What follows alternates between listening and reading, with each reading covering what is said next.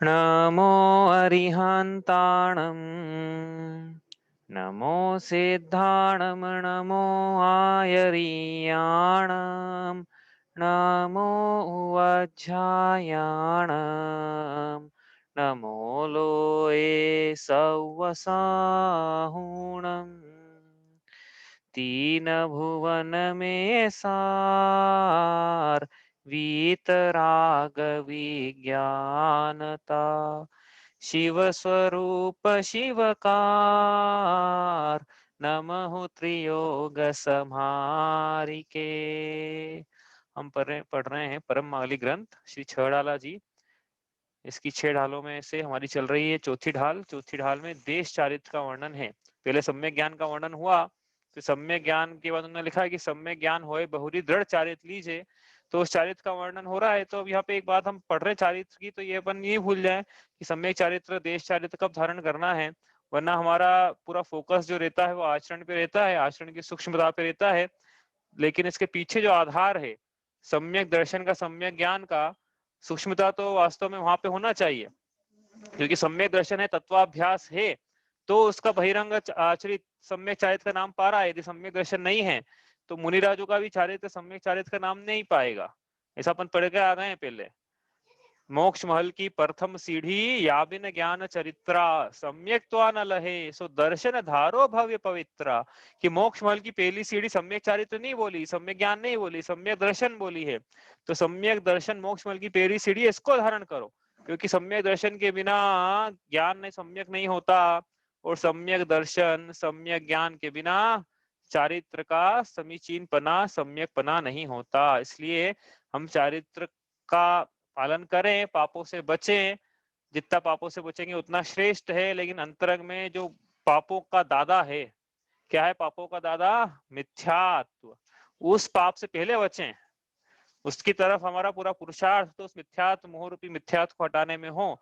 दर्शन मोहरूपी, फिर चारित्र मोहरूपी मिथ्यात्व तो क्या है, कालांतर में नष्ट हो ही जाएगा। जैसे उदाहरण दिया था ना पहले कि किसी पेड़ की जड़ नष्ट हो गई है तो कालांतर में पेड़ भी नष्ट हो ही जाएगा। वैसे संसार की पाप की जड़ जो है वो मिथ्यात्व है, मिथ्या दर्शन है। यदि वो जड़ नष्ट होती है, यानी क्या होता है, यानी जीव को पक्का श्रद्धान हो जाता है कि मैं सुख स्वभावी आत्मा ही हूं, तो उसके बाद ही आगे क्या है, भले ही चारित्र उस समय समीचीनता को प्राप्त न करे, लेकिन कालांतर में निश्चित तौर पर इसको सम्यक चारित्र की प्राप्ति होगी ही, मोक्ष होगा ही। इसलिए पूरा फोकस होना चाहिए, पूरा फोकस होना चाहिए सम्यक दर्शन सम्यक ज्ञान के अभ्यास पे। और ये सम्यक दर्शन सम्यक ज्ञान हो चुका है तो भी तत्व ज्ञान का अभ्यास करते हुए, फिर व्रतों को अंगीकार करते हुए बहिरंग में पापों को त्याग करे, पापों से बचे, अंतरंग में भी कषायों का अभाव करे। क्योंकि ऐसा नहीं है कि बहिरंग चारित्र बहिरंग चारित्र चारित्र है, ऐसा नहीं है। देखो अपन ने पहले जब चारित्र का शुरू किया था ना, चारित्र का अभ्यास मतलब चारित्र का पठन शुरू किया था यहाँ पे, तो अपन ने बात बोली थी कि चारित्र क्या है, चारित्र कब अंगीकार किया जाता है जी? मोह तिमिर आपरणे दर्शन लाभात वाप्त संज्ञान राग देश निवृत्ति चरणम प्रतिपद्यते साधु। ऐसा कहा था, आपको याद हो तो, कि मोह रूपी अंधकार का नाश होने पर जिसे सम्यक ज्ञान की प्राप्ति हो गई है, अब ऐसा सज्जन पुरुष राग द्वेष की निवृत्ति के लिए चारित्र अंगीकार करता है। तो ये बहिरंग में पानी इतना छानना है, इतने में पाप है, इतने में नहीं है, वो सब ठीक है, मना नहीं कर रहे हैं विवेक पूर्वक कार्य करने का, लेकिन मूल प्रयोजन तो सम्यक चारित्र वीतराग चारित्र की प्राप्ति करना है। और नहीं हो रही है गृहस्थ अवस्था में वीतराग तो नहीं होगा, तो राग द्वेष की निवृत्ति, राग द्वेष घटते रहे, दो कषाय चौकड़ी का भाव रूप रहे, और बची दो कषाय चौकड़ी का जो उदय है वो भी घटता हुआ रहे। इस प्रकार से परिणामों की प्राप्ति हो तो बहिरंग में पापों की निवृत्ति स्वेच्छा सहजता से होती है। यदि अंतरंग में कषाय बनी हुई है तो बहिरंग में जो व्रत है ये भार रूप में लगेंगे। यदि अंतरंग में कषायों की मंदता है, अभाव है, तो ये व्रत जो है यह आनंदकारी रहेंगे, ये ध्यान रखना है। इसलिए व्रतों को यदि भार रूप लग रहे हैं, इन्हें भी तत्वाभ्यास करना बाकी है। समझ में आ रही ना बात? क्यों बोलते हैं बार बार ऐसा? यही इंपॉर्टेंट है, इसलिए कहते हैं बार बार ऐसा। तो आप बोलोगे एक ही चीज को बार बार अलग अलग प्रकार से, इंपॉर्टेंट भैया यही था, इंपॉर्टेंट सार तो यही था 3.5 ढाल में। कहा भी था कि लाख बात की एक बात, निज आत्म ध्याओ, इलाहाक बात की एक बात, इससे बार-बार यही बोलते हैं। जब ये यहाँ पे क्योंकि चारित्र की अपेक्षा जब कथन चलते हैं तो जीव सूक्ष्मता से उसका विचार करना चाहता है। इतना सोना रखें तो उस सोने में मिलावट हो यदि 22 तो फिर मल्टीप्लाई करेगी नहीं करेगी क्योंकि 22 कैरेट की ली थी अपन ने तो। अभी हमारा हमने 24 कैरेट की ली थी, हमारे पास जो 16 कैरेट का है। तो ये बढ़ा सकते हैं ना फिर 50 बढ़ा सकते हैं मर्यादा 25% की। तो इस पर सूक्ष्मता से जीव वहाँ विचार करता है। लेकिन सूक्ष्मता से विचार कहाँ करना था अपने को, यहाँ करना था तत्वाभ्यास में। ठीक है? तो ये बात ख्याल में रखना। चारित्र का अपन पाठ कर रहे हैं यहाँ पे भी, छठी ढाल में भी करेंगे, लेकिन मूल जो था उसकी चर्चा अपन 3.5 ढाल में करके आए हैं। अब यहाँ पे पहली प्रतिमा के बाद दूसरी प्रतिमा का वर्णन चल रहा है जिसमें अणुव्रतों की चर्चा हो गई है। अब हम बात कर रहे हैं गुण व्रतों की। गुण व्रत भी 3 प्रकार के बताए, दीघ व्रत, देश व्रत और अनर्थ दंड त्याग व्रत। दीघ व्रत में क्या करा कि क्षेत्र के बाहर के सूक्ष्म पापों का भी त्याग कर दिया। स्थूल का तो पहले ही हो गया था अणुव्रत में, अब सूक्ष्म पापों का भी त्यागी है ये दीघ व्रत लेते से ही, लेकिन एक क्षेत्र के बाहर। क्षेत्र के अंदर, क्योंकि क्षेत्र के अंदर क्या है कि अब काल की मर्यादा के अनुसार वो क्षेत्र की मर्यादा को भी छोटा कर लेता है, तो अब उस पर्टिकुलर काल में उस क्षेत्र की बाहर के सूक्ष्म पापों का भी इसकी निवृत्ति हो गई है। अब जो क्षेत्र बच गया है उसके अंदर देश व्रत की मर्यादा के अंदर का वाला क्षेत्र उसका क्या, तो उसके अंदर जो अप्रयोजन भूत मन वचन काय की प्रवृत्ति से सूक्ष्म जीवों की हिंसा होती थी, अब अनर्थ दंड त्याग व्रत करा के उन अप्रयोजन भूत मन वचन काय के प्रवृत्ति के निमित्त से सूक्ष्म जीवों की हिंसा का भी त्याग करवाया जा रहा है। तो देखो अपन कहाँ पहुंच गए, अपन कहाँ से चर्चा कर रहे थे और कहाँ पहुंच गए हैं, है ना। अपन अब सूक्ष्म जीवों के इस पे आ गए हैं बिल्कुल। चलो अपन अब बात करते हैं अपने अनर्थ दंड त्याग की। तो अपन ने ये पढ़ लिया था क्या, 2 प्रकार के अनर्थ दंड हमने पढ़ लिए थे। कौन कौन से पढ़े थे, एक तो अपध्यान पढ़ा था और एक पापोपदेश। पापोपदेश मतलब क्या था, तो लिखा था कि नहीं पापोपदेश में, देखता हूँ एक सेकंड, लिखा था तिर्यंचों को, हाँ लिखा था शायद कल। क्या था पापोपदेश की, तिर्यंचों को क्लेश पहुंचाने का, हाँ तिर्यंचों को क्लेश पहुंचाने का, और आरंभ परिग्रह वाणिज्य आदि का जो उपदेश है इसे हमने पापोपदेश कहा था। क्यों, क्योंकि इससे इसका कोई प्रयोजन नहीं सधता है। देखो यहाँ पे इसको अनर्थदंड में लेना है कि इससे जीव जो उपदेश दे रहा है उसका कोई प्रयोजन नहीं सधने वाला है। कल बताया था ना कि वो सामने वाले को लाभ लाभ होगा तो इसको कोई लाभ का लाभांश देने वाला नहीं है, कोई प्रॉफिट देने वाला नहीं है, उल्टा इसको पाप ही चढ़ा है। तो ये अप्रयोजन भूत हुआ, न उसके कार्य की सिद्धि हुई जिसको पाप का उपदेश दिया था उसके ही पाप चढ़ा और इसके भी पाप चढ़ा। न इसके तो उसके तो हो सकता है अर्थोपार्जन फिर भी हो भी जाए, लेकिन इसके तो वो भी नहीं हुआ। तो ये पूरी तरह से अप्रयोजन भूत है।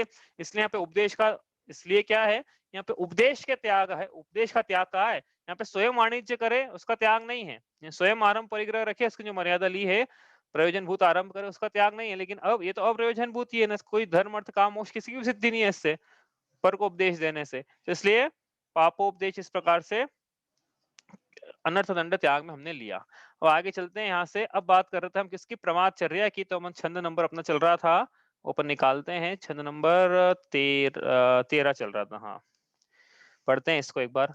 कर प्रमाद जल भूमि वृक्ष पावक न विराधे, असिदन हल हिंसोपकरण नहीं दे जस लाधे, राग द्वेष कर तार कथा कबहू न सुनीजे, ओ रहु अनर्थ दंड हेत अगति ने न कीजे। अब तीसरा अनर्थ दंड त्याग व्रत है जिसका नाम है प्रमादचर्या अनर्थ दंड त्याग व्रत। इसमें क्या है कि जो प्रमाद के कार्य हैं, प्रमाद के वश ये जो हिंसा कर रहा है स्थावर जीवों की, व्यर्थ हिंसा कर रहा है प्रमाद के वशीभूत होकर, तो इस हिंसा का भी त्याग करा रहे हैं। क्योंकि इसके क्या है, त्रस जीवों की संकल्प पूर्वक हिंसा का तो पूरा पूरा त्याग था, शेष में यत्नाचार था, लेकिन स्थावर जीवों की हिंसा का त्याग नहीं था। इसके व्यर्थ हिंसा का त्याग था लेकिन पूरी हिंसा का त्याग नहीं था। तो उस व्यर्थ में भी, व्यर्थ का तो कर दिया इसने, अब इसको लगता है कि ये काम की है, लेकिन उस काम के में भी देखना, देखो भैया तुम जिसको काम के समझते हो काम की नहीं है, और तुमको ऐसा लगता है कि ये स्थावर जीव की हिंसा का दोष नहीं, तो ऐसा भी नहीं है। तो यहाँ पे बता रहे हैं कि देखो प्रमाद से जीव क्या क्या करता है, कल अपन ने देखा था क्या करता है प्रमाद से जीव। तो यहाँ पे 4 स्थावरों के नाम लिखे हैं, वायु का एक जीव अलग से जोड़ लेना, 5 स्थावरों के नाम आ जाएंगे यहाँ पे। तो भूमि खोदना, अप्रयोजन भूत कार्यों से भूमि खोदना, नींव खोदना अप्रयोजन का, एक मकान है 10 बना लेना और रहने जाना ही नहीं वहां पे, भाई एक बना ले श्रावक, एक से ज्यादा बना रहा है और रहने नहीं जा रहा है, परिग्रह भी रख रहा है, उसका दोष भी है, और भूमि खोदी गई है। हाँ, रेना छोटे से मकान में खूब बड़ा बना लिया, तो ये क्या करा है, इसका मतलब ये कि अप्रयोजनभूत कार्य करे हैं इसने, उसका इस प्रकार से दोष है। उसके बाद भूमि ली अपन ने, भूमि जल, जल में अपन ने कल देखा था कि पानी जो है इसका व्यर्थ में नहीं बहा रहा है ये, ठीक है, लेकिन क्या है कि जहां जहां ये बचा सकता है, प्रमाद असावधानी के कारण नहीं कर पा रहा है। तो कैसे नहीं कर पा रहा है कि कपड़े जो है वो इसने धूप में नहीं डाले हैं, वो क्या है छांव में टंगे हुए हैं, वो सूख ही नहीं रहे हैं। तो क्या है कि एक अंतर्मुहूर्त बाद उसमें त्रस्तियों की उत्पत्ति शुरू हो जाएगी फिर। इससे जितनी जल्दी सूख जाए उतना अच्छा। पोछा घर में लगा है, जितनी जल्दी सूख जाए उतना अच्छा। ज्यादा 45 मिनट बाद तक रह जाएगा, छन्ने में पानी से लगाएंगे ना, गर्म पानी से लगाना तो अच्छी बात है, लेकिन जैसा भी लगाया तो क्या है उसमें त्रस्तियों की उत्पत्ति होती है। कल देखा था बर्तन अपन ने पोंछ के नहीं रखे हैं, अब सुबह अपन ने जल्दी जल्दी में वही बर्तन लिया, देखा ही नहीं अंदर पूछ, और पोछा भी यदि अपन ने उस बर्तन को कब, अगले दिन, तो उसमें त्रस्तियों की उत्पत्ति तो हो गई थी ना। और स्थावरों की तो बात ही क्या है, स्थावर तो बहुत सारे हैं, त्रस की भी उत्पत्ति हो गई है, फिर उसको अपन ने पोंछ दिया अंदर ही अंदर, तो क्या हुआ उससे, त्रस्तियों का भी घात हो गया। तो ये ऐसे, मतलब कहने का क्या मतलब है यहाँ पे कि ऐसे कार्य जिसमें प्रमाद के कारण हिंसा हो रही है, थोड़ी-सी भी सावधानी रखेगा तो उन हिंसाओं से बच जाएगा, उन हिंसाओं का यहाँ पे त्याग कराया जा रहा है। और क्या है यहाँ पे, भूमि हो गया, जल हो गया, पावक, व्यर्थ में अग्नि जला रहा है, व्यर्थ में आग के खेल खेल रहा है, व्यर्थ में कंडे जला रहा है, अग्नि जला रहा है, कागज जला रहा है। छोटे बच्चे ना, जैसे हम भी छोटे थे, ध्यान नहीं था उस समय, दिवाली के दिन व्यर्थ में कागज जला रहे हैं रात के समय में। तो ये व्यर्थ की हिंसा है, अग्निकायिक जीवों की हिंसा होती है इससे। अपने को ये ध्यान रखना है कि अपने बच्चों को अपन आँख से न खेलने दें। वास्तव में वो आँख से खेलना है, आँख से खेलना है, क्योंकि पाप का आश्रय है उसमें। कल अपन ने लाइट के बल्ब का उदाहरण भी दिया था। और क्या है, पृथ्वी, जल, अग्नि, वायु, वायु का एक जीव अपन ने कल देखा था कि व्यर्थ में पंखा चालू है, अपन चले गए कमरे से उठ के, पंखा चलाना भी चाहिए कि नहीं वो अलग बात है, लेकिन यदि चलाया भी है किसी ने, तो अपन ने कमरा से उठ के चले गए, पंखे का स्विच ऑफ नहीं करा, तो व्यर्थ में वायु कायिक जीवों की विराधना हो रही है उसमें। उसमें क्या है, वायु कायिक जीव की आंखें थोड़ी है कोई, वो तो पंखे की हवा से टकराएंगे दीवार से। जैसे कोई जीव है ना, जीव को धक्का दे दिया दीवार की तरफ, तो क्या होगा, उसका सर फूटेगा। तो ऐसे ही वायु कायिक जीव, जो स्थावर जीव जिन्होंने वायु को अपना शरीर बनाया हुआ है, ये मरण को प्राप्त होते हैं पंखे से। तो यहाँ कह रहे हैं कम से कम व्यर्थ में तो मत करो। हालांकि त्रस्तकायिक जीवों की हिंसा भी होती है, तो उसकी तो बात ही नहीं कर रहे हैं यहाँ पे पंखे से। इसी प्रकार व्यर्थ में इधर उधर भ्रमण करना, व्यर्थ में भ्रमण करना कि चलो कहीं कुछ काम नहीं, घूम के आते हैं। देखो ये बात ध्यान रखना है यहाँ पे कि जैसे एक अपने को मार्केट जाना है उदाहरण के लिए, ठीक है, कुछ खरीदना है सामान, तो सभी करते हैं ऐसा, लेकिन ध्यान रखना चाहिए करने में कि भई एक ही बार जा रहे हो तो जितना हो सकता है एक ही राउंड में सारा काम एक बार में करके आएँ। क्यों? जितनी बार जाएँगे उतनी बार हिंसा का दोष है। हुँ? सभी प्रकार से दोष है उसमें। वायुकायिक जीवों की हिंसा भी है। अग्नि भी कम्बशन हो रहा है ना अंदर। तो मैं नहीं कह रहा हूँ कि इतने अंतर्मुन में जीव पड़ ही जाएँगे वहाँ पे, ऐसा नहीं कह रहा हूँ मैं। लेकिन जो भी है, इस प्रकार से जीवों की हिंसा तो एक बार में सारे काम करके आए हैं, पर ऐसा नहीं कि थोड़े-थोड़े काम के लिए बार-बार, बार-बार, समय ही बचेगा। तो क्या प्रयोजनभूत कार्यों की बात कर रहे हैं यहाँ पे, इस प्रकार से व्यर्थ में बैठे-बैठे ताली बजा रहे हैं, पैर हिला रहे हैं, तो वायुकायिक जीवों की हिंसा है। इसी प्रकार वनस्पति में कल देखा था, अपन चलते-चलते फूल पत्ते तोड़ रहे हैं, घास उखाड़ रहे हैं, पौधे घर में अपन ने क्या है, अपन गार्डनिंग कर रहे हैं, तो व्यर्थ में अब खरपतवार लग रही है, तो व्यर्थ में अपन उसको उखाड़ रहे हैं, जो भी कर रहे हैं इस प्रकार से। तो इस प्रकार से करना है, सब प्रमादचर्या के अंदर शामिल है। तो ये इसको नहीं करना है, थाली में सब्जी ज़्यादा नहीं लेना है प्रमाद से। देख लेंगे बाद में खाते हुए, तो खाएँगे नहीं तो फेंक देंगे, ऐसा नहीं है। हरी सब्जी जितनी लेना है थाली में, जितनी खा सकते हैं उतनी ही लेना है, वरना स्थावर जीवों की व्यर्थ में हिंसा का दोष है। तो इस प्रकार से प्रमादचर्या है। तो क्या है प्रमादचर्या? असावधानी पूर्वक लिख लो आप, प्रमादचर्या क्या है? असावधानी पूर्वक स्थावर प्रमाद से स्थावर जीवों का घात करना, ये प्रमादचर्या है, प्रमादचर्या। असावधानी से जीवों का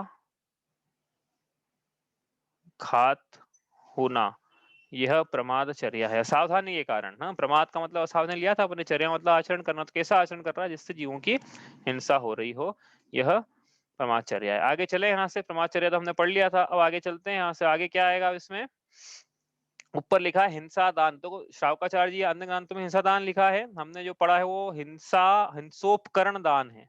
तो हिंसोपकरण दान त्याग लिखे इसको अपने, ऊपर तो हिंसा दान लिखा हुआ है ना, तो उसको लिख लेते नीचे एक बार पहले। क्या है? हिंसोपकरण दान त्याग लिख लेते पहले। हिंसोपकरण दान त्याग, इसका क्या मतलब है? हिंसा के उपकरणों के दान का, दान मतलब क्या होता समझते हैं अपन, कि हम तो करते नहीं दान, हम तो यूं तो पैसे दान नहीं करते, तो हिंसा के उपकरण क्या करेंगे? मंदिर में दान नहीं डालते हम तो ये क्या करेंगे? तो समझते दान मतलब क्या होता है। हिंसा के उपकरण के दान का त्याग होता है, यदि नहीं है तो अनर्थ दंड, हिंसोपकरण अनर्थ दंड है वो। क्या होता है ये अपन पढ़ते हैं यहाँ पे। तो यह क्या लिखा है? असी दन हल हिंसोपकरण नहीं दे जस लागे, कि यह क्या है कि असी मतलब क्या होता है? असी मतलब क्या होता है? हाँ, असी मतलब तलवार है ना। असी जो देह विदारे तत्र, पढ़ी ना ये। सेमर तरुदल जुत असी पत्र, असी जो देह विदारे तत्र। असी दो बार आया वहां पे, दोनों बार वहां पे असी का मतलब तलवार है। धन, धन मतलब, अब धन का मतलब यहाँ पे लेना अपने को धनुष, तो एक बार तलवार एक बार धनुष। हल, हल मतलब हल, जिससे हल चला, जिससे अपन भूमि उपजाऊ बनाते हैं वो। और इसके अलावा जो भी हिंसा उपकरण होते हैं जिसका नाम अपन देखने वाले हैं थोड़ी देर में, तो ये सब हिंसा के उपकरण हैं। ये तलवार और धनुष समझ में आते हैं, हल भी है। हल कैसे है कि वो जमीन खुदा रही है, 10 जीवों का घात हो रहा है, उसमें अब केंचुआ आ जाएगा, तो कोई एरिया समिति से रुक जाएगा बेल की, नहीं रुक जाओ केंचुआ आ गया है। तो ये इतनी तो अपन देखते हैं, हाँ वो तो नाम देखेंगे अपन अभी। तो ये हसी, धनुष, हल, ये क्या है? सब हिंसा के उपकरण हैं, अनर्थ दंड का त्यागी इन हिंसा के उपकरणों को नहीं देता है, किसी अन्य को उपयोग के लिए नहीं देता है। और नहीं देता है तो ऐसा नहीं कि मतलब यश के कारण नहीं देता है कि हम हमारा यश होगा, हमारा नाम होगा, ऐसा नहीं करता है। तो इस प्रकार से ऐसा न देना, यह हिंसोपकरण दान त्याग है।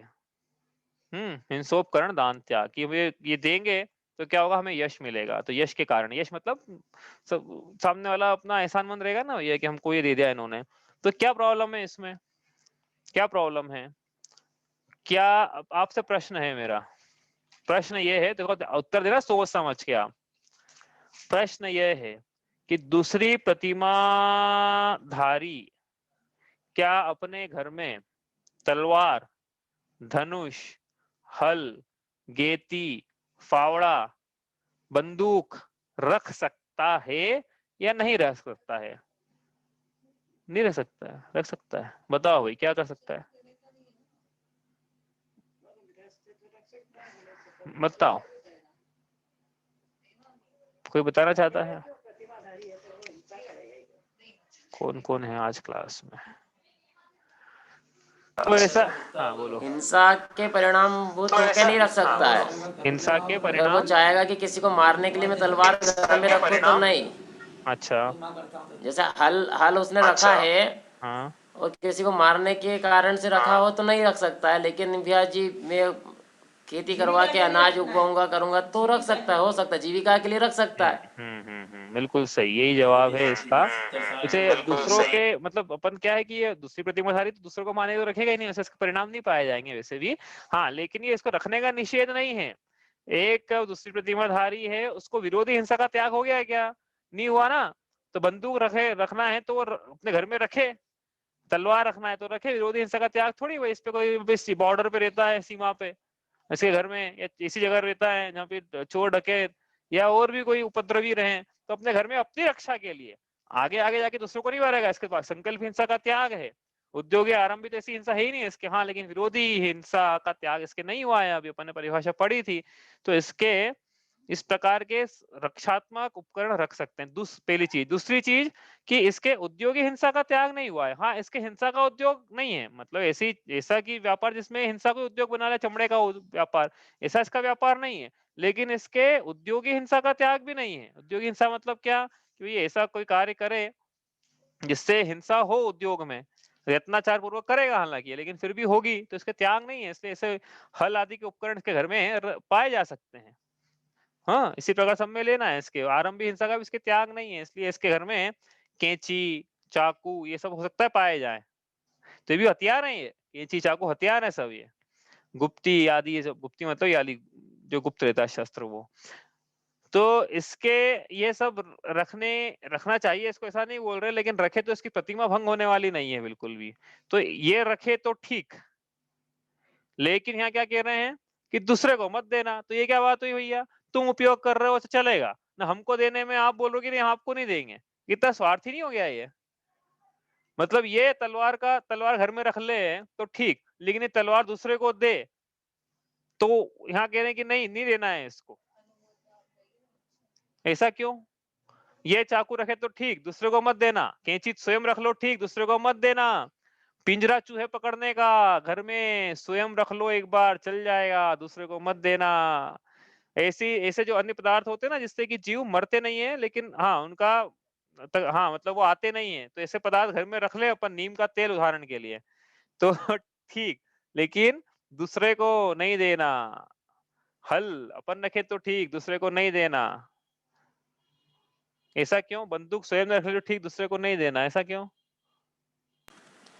क्योंकि अगर चाकू अपन ने रखा है तो अपन सब्जी अगर बंधार रहे हैं तो अपन देख देख के करेंगे। दूसरे को अपन ने चाकू दिया, ले सब्जी को सुधार दे, हाँ तो वो हाँ देख के कर रहा है कि नहीं कर रहा है, ये अपने को कैसे पता चलेगा? बिल्कुल बिल्कुल तो सही अपन बात ने है अगर ये। चाकू दिया है तो उसकी हिंसा का दोष अपने को लगेगा।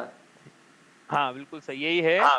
ये इसका जवाब है कि भैया ये जिसने रखा है ना वो प्रतिमाधारी है, दूसरी प्रतिमाधारी को पता होता है कि कहाँ उसने मार्गणा स्थान पढ़े हुए हैं, उसने जीव समास पढ़ा हुआ है, उसको पता है त्रस क्या होता है, स्थावर क्या होता है, उसको पता है कि उसको किन किन हिंसाओं से बचना है, किसका उसने प्रतिज्ञा पूर्वक त्याग किया है। इसलिए शॉर्ट में ये है कि जब वो इन उपकरणों का उपयोग करेगा तो पूरे विवेक पूर्वक करेगा, जिससे हिंसा न हो, इससे त्रस्त जीवों की हिंसा संकल्प पूर्वक तो कम से कम न हो, बाकी सब में यत्नाचार हो। इस शॉर्ट में ये है कि ये जैन श्रावक इन उपकरणों का उपयोग विवेक पूर्वक ही करेगा, लेकिन जिसने इसको दिया है वह इसका अविवेक पूर्वक उपयोग भी कर सकता है। हमने कोई अपने घर में चाकू मांगने आया, हमने दे दिया, अपने को क्या पता वो क्या करने वाला है चाकू से। अपने घर में अपन चूहादानी रखेंगे तो कैसे रखेंगे, अपन ने रखी, उसे रखना चाहिए कि नहीं ये नहीं कह रहे हैं, लेकिन बहुत ही परेशान कर रहे हैं चूहे, तो ऑप्शन क्या है फिर, अब करें क्या? अपन घर छोड़ के कोई जा तो सकते नहीं है, चूहे को निकालना पड़ेगा। तो अपन ने चूहा पकड़ने की चूहादानी रख दी, तो अपन ये देख रहे हैं कि जैसे ही चूहा इसके अंदर आएगा वैसे ही तुरंत के तुरंत बिना उसके परिणाम ज्यादा संश्लेषित हुए उसको ऐसे स्थान पे छोड़ के आएंगे जहां वो जीवित रह सके। लेकिन अपन ने दूसरे को दे दी तो वो क्या करेगा, रात में रख देगा, और बस क्या होता है, यही रात में रख दे, सुबह आप उसकी नींद खुलेगी 9-10 बजे, तो रात में मान लो सुबह रात में 9 बजे चूहा आ गया था, 12 घंटे तक वो छोटी सी पिंजरेदानी में बेचारा चूहा तड़प रहा है। उसके पास खान भोजन है ना, उसके पास पानी है, पिंजरे के अंदर परिणाम आकुलित है कि इसे कोई पिंजरे के अंदर रख दो ना किसी को पकड़ के, तो उसके तो परिणाम कि मर जाऊंगा, आप तो मर जाऊंगा, मैं मर जाऊंगा। तो ऐसे परिणाम हो रहे हैं उसके। तो ये हम रखेंगे तो क्या, हम क्या करेंगे, हम तो छोड़ के आएंगे तुरंत। वो ये रखेगा तो इसलिए चूहादानी, इसी प्रकार कैंची, नहीं हम चलाएंगे, हमको पता है कहाँ चलानी है कैंची, तो उसको उसको अब किसी को दे दी तो ये उपकरण की तरह, ये तो घातक हथियार की तरह उपयोग हो सकता है इन सब चीजों का। तो इसलिए प्रभाव ना बांटे अपन, तो ये ना कैंची नहीं बांटते लोगों को कि लो भैया चा कैंची, तो कैंची अपने इस प्रकार के हिंसा के उपकरण नहीं बांटते जिससे कि हिंसा हो जाए कि लो भैया हमारी तरफ से रिटर्न गिफ्ट है आपको, क्या है, कैंची है, उस्तरा है, क्या है, ये कोई प्रभाव, ये कोई देने के उपकरण नहीं है भैया, अपन व्रती हो या ना हो, जैन श्रावक इस प्रकार के उपकरण नहीं देता है। यदि देता है तो इस प्रकार से उसको हिंसोपकरण दान का दोष है। तो आप बोलोगे दान का हुआ ये, भी दान का हम तो वापस ले लेंगे उससे, भाई दान का मतलब क्या है, आदान प्रदान वाला, कि प्रदान करना वाला है, कि हमने प्रदान किया ठीक है आप बोरो करो, एक एक दिन बाद वापस दे दो। दान का मतलब दान में तो वापस नहीं लिया जाता है, लेकिन यहाँ पे दान का मतलब है कि हम या तो लेंगे वापस या नहीं भी लेंगे, कोई सा भी केस है वापस भी लेना हो उससे एक दिन बाद भी तो भी नहीं देना है। तो इस प्रकार से डीडीटी डालने की दवा रखना ही नहीं वैसे तो घर में, लेकिन किसी दूसरे ने रखी है अपनी अनुमति के बिना, तो अपने से कोई मांगना है क्या प्रतिमाधारी, तो अपने को उठा के नहीं देना है उसको कि ये ले जा, ये चींटी मारने की दवा ले जा, कॉकरोच ले जा, ऑल आउट ले जा, ये नहीं करना है। हाँ इसमें एक बात ये ध्यान रखना, लेकिन क्या बात ध्यान रखना है कि कोई ऐसा व्यक्ति मांगने आया जो कि बड़ा ही निर्दयी है, क्रूर है, अपने को पता है कि यदि मेरे पास चूहादानी है, यदि मैं इसको चूहादानी नहीं दूँगा, तो ये अवश्य ही चूहा मारने की दवाई का उपयोग करेगा। तो फिर क्या करें? तो फिर भैया अब क्या है, ज़्यादा हिंसा से बचकर थोड़ी हिंसा में कम से कम जीवित तो रहेगा, परिणाम थोड़ी संश्लेषित हो चूहे के रात भर। कम से कम जीवित तो रखेगा उसको, तो उसको बोल देंगे कि भैया छोड़ के आना तुम, और फिर दे देना उसको कि भैया जीव दिए तुमको इसलिए दे रहे हैं कि वो चूहा ज़िंदा रहे, इसको पकड़ के मारना मत, छोड़ के आना तुम। तो कम से कम चूहा मतलब हाँ, वो फिर इसमें नहीं आएगा इस श्रेणी में, क्योंकि हम ज़्यादा हिंसा से कम हिंसा में लगाया गया है जीव को। लेकिन अपने को पता है कि ये तो भैया ये तो रात भर रखेंगे, इनका क्या भरोसा है। तो ये इस प्रकार से नहीं देना है, ठीक है? आ गई बात समझ में? तो ये हिंसोपकरण दान तो उपकरण दान पूछना है कुछ? पूछना है कुछ? हाँ, दूसरी प्रतिमाधारी बाजार जा रहा है, घर वाले ने बोल दिया कि ये पैसे ले जाओ, चाकू लेते हुए आ जाना बाजार से।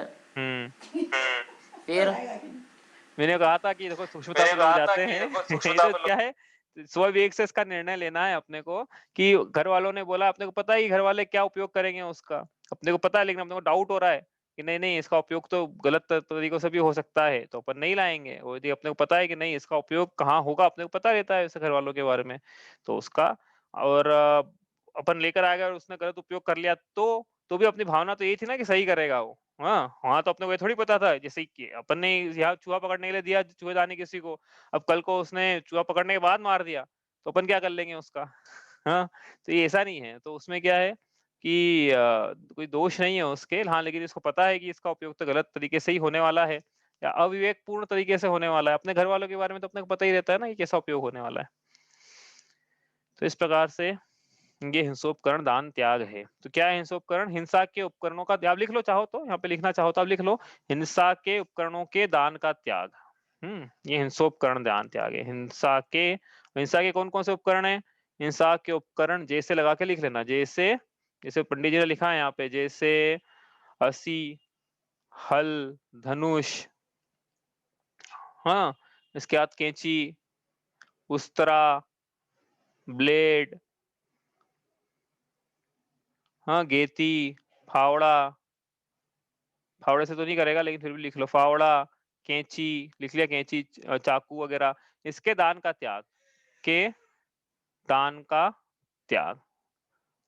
तो ये बच गया अब अप्रयोजनभूत। इसको इसको क्या मतलब, इसको मिलने वाला क्या था? कोई अपने घर में आया अपने से मांगने से, ये मांगेगा तो अपने को क्या देता है कि चलो इसके काम आएंगे, तो अपने गुण गाएगा कि चलो हम इसके काम आए। इसलिए उन पंडित जी ने लिखा कि नहीं नहीं दे यश लागे, कि ये ऐसे प्रशंसा की चाह में दे नहीं देता है कि हमारे को अच्छा है, हमारी प्रशंसा होगी भैया, हमारे घर में एक्स्ट्रा था आप ले जाओ एक, तो इस प्रकार से नहीं है। चलो आगे चले यहाँ से। इसलिए कोई आरी मांगने आ जाए घर में, हाँ, और अपने को 100% पता है कि भैया पता नहीं क्या कहाँ कहाँ उपयोग करने वाला है, तो इसका दान का त्याग रहता है इस प्रकार से। आगे चलें अब, चलो आगे है अब अंतिम तो नहीं बोलना चाहिए, लेकिन एक और अनर्थदंड त्याग व्रत है जिसका वर्णन यहाँ पे किया है, उसका नाम है धूश्रुति। धूश्रुति मतलब ऐसा ऐसा उपदेश सुनना जो कि अच्छा नहीं हो, दुश्रुति है। तो ये क्या लिखा पंडित जी ने? राग द्वेष करतार कथा कबहू न सुनीजे। ऐसी कथा जो राग और द्वेष की करने वाली हो, करतार हो, ऐसी कथा कबहू न सुनीजे, कभी नहीं सुनता है। दूसरी प्रतिमाधारी तो नियम पूर्वक नहीं सुनता है, और सामान्य श्रावक को अभ्यास के लिए नहीं सुनना चाहिए। तो ऐसी कौन सी कथाएं हैं जिनसे राग द्वेष की वृद्धि होती है? क्योंकि एक्चुअली क्या है, ये जो व्रत अंगीकार किए जा रहा है, अभी बताया मैंने जैसे कि राग द्वेष की निवृत्ति के लिए है। अभी यदि राग द्वेष को बढ़ाने वाली कथाएं सुनेगा, तो इसका मन भी राग द्वेष के परिणामों में ललचाए बिना रहेगा नहीं, उधर भागे बिना रहेगा नहीं। इसलिए इसको अब निवृत्ति लेना है। तो ऐसी कथाओं का सहजता से त्याग होता है कि हमको नहीं सुनना, हमको मजा ही नहीं आता है राग द्वेष, हमको तो वीतरागता की कथा सुनना है। इसलिए ऐसे शास्त्र जिसमें राग द्वेष की कथा है, ऐसे शास्त्रों का इसको त्याग होता है। एकांतवाद दूषित समस्त विषयादिक पोषक अप्रशस्त, ऐसे विषय कषाय के पोषक शास्त्रों का इसके उपदेश सुनने का त्याग हो ही गया था दूसरी ढाल में। अब क्या है, तो अब सूक्ष्मता से करा रहे हैं इसको। सूक्ष्मता से मतलब कि वहां जा जाके तो सुनेगा नहीं, ऑब्वियस सी बात है, तो ग्रहित मिथ्यात्व का दोष लग जाएगा, नायतनों का दोष लग जाएगा, मूर्ताओं का दोष लग जाएगा। हाँ, इसके मूढ़ दृष्टि दोष हो जाएगा, इसके ग्रहित मिथ्यात्व, ऐसे 4-5 चीजें पढ़ी थी ना अपन ने, ऐसा दोष हो जाएंगे इसके। तो ये तो नहीं चल रहा है इसके, तो फिर क्या चल रहा है? समझते हैं अपन दुश्रुति।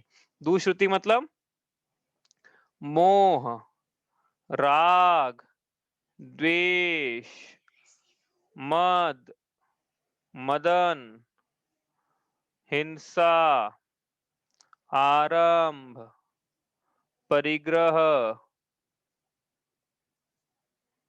आदि के पोषक शास्त्र या उपदेश।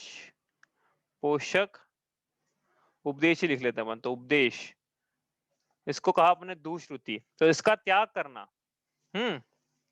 इसका त्याग करना दुश्रुति अनर्थ दंड त्याग व्रत है। तो क्या कहना चाह रहे हैं यहाँ पे कि ऐसे शास्त्र जिससे मोह का पोषण होता है, ऐसे कौन से शास्त्र जिससे मोह का पोषण होता है? बताओ भाई, कौन सा शास्त्र अपने घर में है? हाँ, इसे वी कथा भी लिख सकते हो, स्त्री कथा, राज कथा, चोर कथा और भोजन कथा। ऐसा ऋचा बोल रही, वी कथा भी ले सकते हैं क्या इसमें? तो वी कथा भी ले सकते हो इसमें। तो यहाँ पे लेकिन कहना क्या चाह रहे हैं कि ऐसे कौन से शास्त्र अपने घर में है जिससे मोह का पोषण होता है? हमारे घर में तो एक भी शास्त्र नहीं है ऐसा। है क्या अपने घर में जिससे मोह का पोषण होता हो? सोचिए, बताओ, है अपने घर में ऐसा कोई शास्त्र जिससे मोह का पोषण होता हो, जिससे जो कि हाँ भैया, हर घर में ऐसा शास्त्र है। हर घर में, हर घर में शास्त्र है जिससे मोह का पोषण होता है। पहले 15 इंच में आता था, फिर 20 इंच में आने लगा, फिर 21 इंच में, अब 35 इंच में, अब 40 इंच में। मोह का साइज बढ़ते जा रहा है। जैसे रावण का कद बढ़ते जाता ना हर साल, वैसे मोह रूपी शास्त्र का अभी कद बढ़ते जा रहा है। तो ये जो टीवी है, ये सबसे बड़ा मोह का शास्त्र है। क्यों है भैया? इसमें क्या है, वीतरागता का पोषण होता होगा भी, हम देखते पारस जिनवाणी, वो देखना भी कौन कितनी देर देखता है, उसमें भी कितना वीतरागता का पोषण करता है, कि कितना उसमें राग का पोषण करता है। लेकिन मुख्य रूप से टीवी का उपयोग मोह के पोषण में ही किया जाता है, दो कारणों से। अपन ने पढ़ा था ये कि टीवी सबसे बड़ा कुशास्त्र है। दूसरी ढाल में आपको याद हो तो कैसे पढ़ा था अपन ने वहां पे टीवी के बारे में, कि वहां पे पहले तो क्या है, अन्य कथानकों की उपदेश आते रहते हैं, तो लोग यही भूल गए हैं कि भैया सच्चे भगवान का स्वरूप क्या है। भगवान को याद करने का बोलो ना जैनियों को, तो देखना क्या क्या याद आता है। अपन ने पहले भी एक्सरसाइज की थी। मैंने आपसे बोला था कि मैंने, जैसे मैं गाय बोलूं तो गाय का चेहरा सामने आना चाहिए। हाँ, गाय बोलूं मैं, आंखें बंद करो, मैंने गाय बोली, गाय यही सामने है। मैंने भैंस बोला, भैंस आई ना आंखों के सामने। मैंने हनुमान जी बोले, हनुमान जी आए आंखों के सामने। आ गए ना सबके आंखों के सामने हनुमान जी? आंखें खोलो, कौन से हनुमान जी सामने आए? बताओ भैया, कौन से हनुमान जी सामने आए? दारा हैं? सिंह। दारा सिंह सामने आ गया ना। बस ये किसने दिया दारा सिंह अपने को? दारा सिंह मतलब भाई एक बंदर हनुमान था, ये किसने बतलाया अपने को? अपन ने कोई जा जाके रामचरितमानस पढ़ी क्या? बताओ किसने पढ़ी रामचरितमानस जिसमें ऐसा लिखा था कि हनुमान जी बंदर थे? किसने पढ़ी वाल्मीकि रामायण जिसमें ऐसा लिखा था कि हनुमान जी? किसने नहीं पढ़ी? किसने सिखाया अपने को कि हनुमान जी बंदर थे? ये टीवी की देन है। मतलब अपने भगवान को, जो कि कामदेव जैसे सुंदर हैं, जो कि सिद्ध हो चुके हैं, जो कि अरिहंत थे, जैसे कि अरिहंत भगवान की मुद्रा होती है, वैसे अरिहंत भगवान की हनुमान जी की मुद्रा थी। लेकिन उसको बंदर बतलाने का काम किसने किया? हमारे से हमको किसने बतलाया? हमको उपदेश किसने दिया? हमको तो उसकी बात करना है। हमको ऐसा उपदेश दिया है टीवी ने। टीवी सबसे बड़ा, तो ये तो ग्रहित मिथ्यात्व का पोषण तो कर ही रहा है इस प्रकार से, और अग्रहित मिथ्यात्व का भी पोषण कर रहा है, क्योंकि जो ग्रहित का पोषण करता है वो तो पहले ही बोल के आ गए थे, जय कु गुरु कुदेव कुधर्म से पोषे चिर दर्शन मोह एव। तो जो ग्रहित का पोषण कर रहा है वो अग्रहित का तो कर ही रहा है। लेकिन ये टीवी जो है, ये उपदेश दे दे के डायरेक्ट भी अग्रहित का पोषण करता है। कैसे अग्रहित का पोषण करता है? जैसे जैसे विषयों में सुख होता है, परिग्रह में सुख होता है। टीवी में ऐड आते हैं ना कि बड़ी गाड़ी ले लो, लोग हमारे बारे में, लोग लोग पूछते हैं हमसे कहाँ से ली, तो हमको मजा आता है। ऐसा कुछ एड था, वो मेरे को ध्यान नहीं है कोई सा, कि लोग, मैंने ये करा लिया गाड़ी में, तो मुझसे लोग पूछते हैं कहाँ से कराया, तो लोगों को बताने के लिए। तो ये क्या है, ये सब मतलब क्या है कि लोगों परिग्रह जोड़े, लोगों को बताएं, उससे सुख की प्राप्ति होती है। किसने सिखाया है ये? पड़ोसियों की जलन आपकी शान, ओनिडा टीवी का एड आता था ये। मैं तो उस जमाने में टीवी देखता था, मैं जब ये जमाने में आता था। अब तो आना बंद हो, मेरा टीवी आना ही बंद हो गई अब तो पड़ोसियों की जलन में अपनी शान है, ऐसा किसने सिखाया? तो ये सब ये टीवी की देन है, सबसे बड़ा कुशास्त्र है। इसलिए सबसे पहले क्या करना चाहिए, हम तो टीवी देखते ही नहीं है, तो भैया ये टीवी का जमाना चला गया, अब क्या आ गया जमाना, अब आ गया जमाना यूट्यूब का, अब आ गया है मोबाइल का, अब आ चुका है लैपटॉप का, टैबलेट्स का, अब आ चुका है व्हाट्सएप का, फेसबुक का।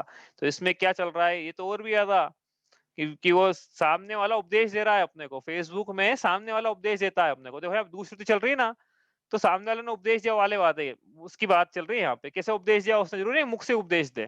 कैसे उपदेश दिया कि बस वही, अब मैंने मेरा तो फेसबुक पे अकाउंट नहीं है, लेकिन जैसा सुनता हूँ मैं लोगों से कि कोई कहीं चला गया कि मैं तो यहाँ गया एक्स वाई जी पाप की जगह पे, अगले दिन फेसबुक में डालेगा, फोटो डालेगा। क्यों डालेगा? लोगों को बताने के लिए कि देखो मैं कितना, पता नहीं क्या बताता है, मैं कितना, आप सोच लेना, मेरे को शब्द ही नहीं मिलते क्या बताना चाह रहा है। मैं कितना क्या धनवान हूँ, मैं कितना क्या इंटेलिजेंट हूँ, मैं कितना, मेरे जीवन में अनुकूलता चल रही है, या मैं कितना सुखी हूँ, मैं कितना एंजॉय कर रहा हूँ शायद लाइफ को, ऐसा वो बताना चाहता है। तो उससे प्रेरणा मिली इसको कि हाँ, इसी जगह जाएँगे हम भी और क्या करेंगे, एन्जॉय करेंगे, एन्जॉय करेंगे। भैया एक बात बताओ, एन्जॉय करने के लिए वहाँ जा मतलब एन्जॉय वहाँ जाके होगा कि घर बैठ के होगा? यदि वहाँ जाके एन्जॉय हो रहा है तो वहाँ से वापस मत आओ फिर। वहाँ जाके भी आदमी बोर हो जाता है 4-5 दिन में, इसका मतलब वहाँ एन्जॉयमेंट नहीं हो रहा था। तो ये विचार नहीं करता ना, लेकिन क्या लोगों के देखा-देख भेड़-चाल में उसने ऐसा किया तो अपने को ऐसा करना है। तो ये फ़ेसबुक जो है और व्हाट्सएप पे स्टेटस जो डलते हैं, ये सब क्या है? ये सब मोह को बढ़ाने वाले या अग्रहित मिथ्यात्व का उपदेश देने वाले हैं कि देखो विषयों में सुख होता है, परिग्रह में सुख होता है, इधर-उधर घूमने में सुख होता है। ऐसे कितने फ़ेसबुक के पोस्ट देखे होंगे या व्हाट्सएप के देखे होंगे जहाँ पे जीव ने भगवान का अभिषेक करते हुए फ़ोटो डाला होगा। बताओ कि मैं यहाँ गया, या जीव ने तीर्थ यात्रा पे गया हो तो उसके फोटो डाले हों, या जीव ने प्रभावना बांटी हो, मुनिराजों के आहार विहार निहार में शामिल हुआ हो, दीक्षा लेते हुए कोई मुनिराज कि मैं दीक्षा समारोह में गया था, ऐसे कितने लोग पोस्ट डालते हैं उसके अंदर। तो इसलिए विचार करना है कि अपनी बुद्धि कहाँ दौड़ जाती है कि वो कोई ज्यादा समझदार व्यक्ति अपने को जो अपनी नजरों में समझदार हो, जिसने मान लो मतलब यही जरूरी नहीं, समझदारी का यही पैमाना है, मान लो किसी ने आईआईटी आईआईएम किया हुआ है, अब वो डाल रहा है, वो पैसा भी कमा रहा है, और फोटो डाल रहा है वो इस जगह के, तो अपने को लगता है कि देखो इतना समझदार व्यक्ति, वकील, डॉक्टर, ये जा रहा है, ये फोटो डाल रहा है, मतलब ये जाने लायक जगह है, यहाँ जाना चाहिए। हाँ, ऐसे-ऐसे लोग जाते हैं समझदार समझदार। तो ये उपदेश देने वाला कौन है अपने को? वो डायरेक्ट नहीं दे रहा उपदेश अपने को, वो फोटो के माध्यम से फेसबुक, ट्विटर जो भी है, व्हाट्सएप, इसके माध्यम से उपदेश अपने तक पहुँचाए जा रहे हैं। तो उप ये जो उपदेश हैं, ये सब दुष्कृति, इसका त्याग है। यानी क्या त्याग है इसके? इसके टीवी देखने का, अप्रयोजनभूत रूप से टीवी देखने का त्याग है, इसका सिनेमा जाने का त्याग। क्या शिक्षा मिलेगी सिनेमा जाके? ऐसी ऐसे कौन सी पिक्चर, मैंने तो आज तक ऐसी कोई मूवी नहीं देखी जिसमें जैन भगवान के कोई पूजा कर रहा हो। यहाँ तक कि जैन परिवार भी है ना, तो जैन भगवान की पूजा करते हुए नहीं बतलाया, उसमें बतलाया भी तो बड़ी गलत रीति से बतलाया है। ऐसा तो कोई नहीं मिलेगा वहां पे जिसने मुनिराजों को आहार देते हो। कोई एक आध पिक्चर तो होगी ना जिसमें अपन देखी हो, जिसमें एक श्रावक मुनिराज को आहार दे रहा होगा, है? एक भी नहीं मिला। ढूंढो ढूंढो, मिलेगा एक आध तो मिलेगी, एक आध पिक्चर तो ऐसी, एक भी नहीं मिली। हाँ, इतना श्रेष्ठ कार्य है, तो इतना श्रेष्ठ कार्य है मुनिराजों को दान देना कि रत्न कि राजवार्तिक में सिर्फ एक जगह उन्होंने पुण्य की बात लिखी है पूरे राजवार्तिक में, और वो लिखा है मुनिराजों को आहार दान देने से विशेष अतिशय पुण्य की प्राप्ति होती है। इतना श्रेष्ठ कार्य है वो, उसकी एक भी बार भी चर्चा नहीं करी पिक्चरों में। इतनी मूवी देखी हमने तो एक में भी नहीं मिला। हाँ, तो ऐसा कैसे? इसका मतलब है कि वो वीतरागता के पथ पर आगे चल रहे हैं, उनका उपदेश नहीं है, और जो सरागता के पथ पर आगे चल रहे हैं उनका गुणगान किया जा रहा है। ये राग की कथा है। इसी प्रकार द्वेष की कथा में लगाना है इसको, रिवेंज में, बदले में। और आजकल तो हर घर में वो एक्चुअली क्या है कि नेगेटिविटी ही बतलाई जाती है टीवी सीरियल्स में, कि कोई औरत है तो औरत क्या है, चालबाज है, तिकड़म है, सास से बदला लेना है, दूसरे परिवार से, एक परिवार को दूसरे परिवार से बदला लेना है। इस प्रकार के स्ट्रेटेजिक डिप्लोमेटिक मूव्स ही बताए जाते हैं सीरियल्स में, क्योंकि लोगों को ये देखना पसंद है। इतनी नेगेटिविटी हावी हो गई है सीरियल्स में, एक भी सीरियल ऐसा नहीं आएगा जिसमें पॉजिटिविटी बताई जा रही हो, क्योंकि तारीफ कर रहा हो दूसरे की, अरे वाह कितनी अच्छी बहू है, और ये कि मेरी कितनी कितनी बेकार बहू है, वो कैसा है, उससे कैसे बदला लूं मैं। तो ये द्वेष की कथाएं चल रही है, और एरोगेंस की कथाएं चल रही है, जिसके पास ज्यादा परिग्रह है वो ज्यादा मदी है। और मदन की मतलब काम सेवन की चलती है कथाएं, तो जग जाहिर है। इसी प्रकार हिंसा को बढ़ावा देने की वायलेंट मूवीज, तो ये मतलब क्या है, तो अपना टीवी और फेसबुक और उसमें ले रहे हैं, लेकिन अन्य भी अपने कोई संबंधी हैं, कुटुंब, यार, मित्र हैं, वो भी इस प्रकार का उपदेश देते हैं। वो तो साक्षात दे सकते हैं कि भैया तुम ऐसा काम कर लो, तुम परिग्रह बढ़ा लो, तो तुमसे तुम्हारी कदर होगी समाज में, कम से कम दिखाओ, भले तिजोरी में माल नहीं हो, लेकिन बहिरंग में ऐसा दिखाओ, कपड़े तो कम से कम पहनो ऐसे कि लोग तुम्हारे को कपड़ों से पहचाने, मतलब गुणों से नहीं पहचानेंगे तुमको, तुम्हारे कपड़ों से पहचानेंगे। इस प्रकार के उपदेश देने वाले बहुत हैं। और अपन ने नहीं पहने अपने अच्छे से कपड़े किसी दिन, तो अरे कैसे कपड़े पहन दो, कंजूस हो तुम तो। अरे भैया तुमको क्या बताएं हमारी क्या सोच है, तुम्हारी सोच बहुत अलग है हमसे, हम कुछ नहीं बोल सकते अब। ठीक है, तो इस प्रकार से ये दुष्श्रुति नाम का अनर्थदंड त्याग व्रत इसके होता है। इस प्रकार 5 अनर्थदंड त्याग की चर्चा करी है। कल अपन ये छंद पूरा कर लेंगे रिवीजन के साथ में, उसके बाद अपन पढ़ेंगे फिर 4 शिक्षा व्रत। अगले सप्ताह से 4 शिक्षा शुरू करके वो जल्दी अब ये समापन की ओर अग्रसर हो रही है। चलिए इतना ही करते हैं, कोई प्रश्न हो तो आप कल लेके आइएगा।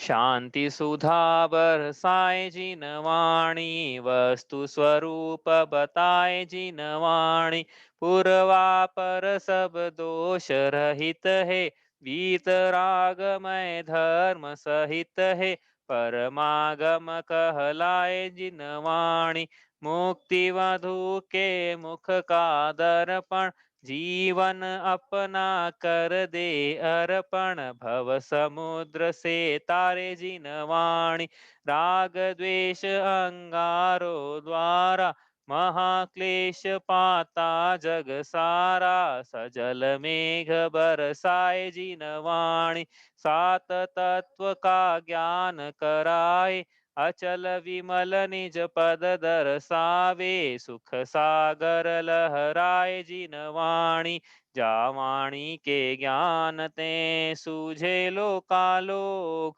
सो वाणी मस्तक नमो सदा देत हूँ धोख।